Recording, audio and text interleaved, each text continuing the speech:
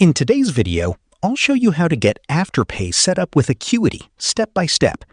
If you want to offer flexible pay later options for your clients, this can help increase bookings and make your services more affordable. First, open your Acuity Scheduling account and go to your dashboard.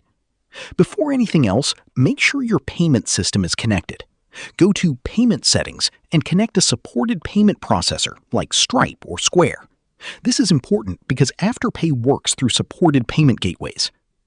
Now, log into your payment processor account and check if Afterpay or Buy Now, Pay Later options are available in your region.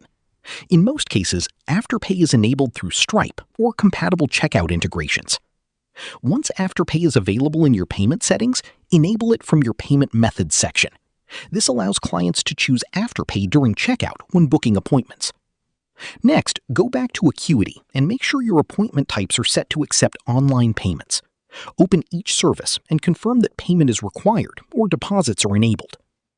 After that, test your booking page. Try making a sample appointment to see if Afterpay appears as a payment option during checkout. If it doesn't show, double-check your Stripe settings or region availability because Afterpay is not supported in every country or for every account.